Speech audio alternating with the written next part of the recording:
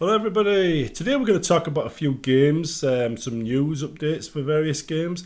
Um, it's usually see a lot of them from my channel about Bethesda, but right now all the Bethesda channels are just covering, I think the release date will be for blah blah, and I'm thinking, I don't want to do that. I don't want this potential release dates for whatever coming out, because they've got an update for Starfield, they've got an update for Fallout, they've got an update for Skyrim, and nobody knows for certain. So let's not do that. Let's talk about some other things. We're going to talk about, first of all, Mount and Blade. Now, Mount and Blade apparently it's had its last update now. I don't think it'll be its last update because the developer doesn't just do last updates, they constantly update things, which makes it very hard to actually create a guide to things because the game will keep changing. It will. So if you make a guide now, in 2 or 3 months it'll be out of date. So yeah. But if they have learnt from that and they are making a final update, then guides will start appearing now that are more accurate and don't become outdated. And you might even see a few on this channel. But anyhow, Mount and Blade is one of those. Well, it's the best game in the last 10 years. Simple as that, right? And I include Skyrim in that. It beats Skyrim in my opinion. Skyrim is an RPG done in a very generic kind of Bethesda generic kind of way. We've seen it before, we'll see it again, we all love it. Mount and Blade is something entirely different. It's out there on its own. I was stood on the battlements of my own castle defending it against a force 3 times my size. And all I could think was, this is awesome. You know, it's nothing like this anywhere in the world. It's just unique. And when you're defending your castle against knights and stuff, and you've got your siege engines and they've got theirs, and you're both firing at each other and you're directing your men around the castle to defend it, and then you find you've won. The exhilaration you get at the end of that battle is not to be found anywhere else in the game, in the gaming community. It's the only place you're going to get it is in Mount and Blade Bannerlord. It's one of the reasons it's why it's one of my favourite games. I think it's probably the best game of the last 10 years, and I probably always will until something comes out and beats it. Now, next game to talk about is State of Decay 2. Apparently, I think it's update 33 is coming out soon, and they're doing a change to the plague hearts. So apparently they want it to be more, so it's less, what's the word for it? So it runs a bit smoother, the plague heart infestations, and they're trying to encourage you to take out the infestations first and then go for the plague heart and give you rewards appropriate. But my understanding is they've had a few bugs, like they've had a few ferals, going mad and overrunning bases in beta tests.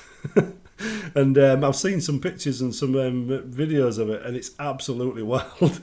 But if they left that bug in place, your game would be wiped out as soon as that happened. Honestly, when I do any modding or anything like that, I sometimes let things like that go crazy just so I can have a bit of a laugh. It kind of like takes the monotony off of modding, and I'm pretty sure that's what the devs did, and they found it so funny they included a video of it. Because it's one of the advantages, or one of the benefits of being the developer is you get to do that to yourself. As long as you've got a sense of humour, it's wild. It really is a wild experience. But anyhow, it looks like there's going to be a massive change to the gameplay coming down the line in the next update. I've heard, they're guessing that the update will be in the next month or so, they think. This is what the community thinks. However, I don't have an actual release date. Now, we're going to talk about X4 now. The Boron update. Now, the Boron update's coming from, I think it was Kingdom End basically.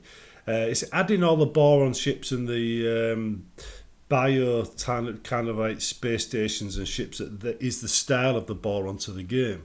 Now, I've actually done quite a bit of work with Egosoft over the years, as a level 6 developer and as a normal player. And Kingdom End is one of the original sectors from X Beyond the Frontier. It was one of the initial sectors that we all got to explore. If you started an Argon space, you went straight up, across, and up, and cross, and you were there.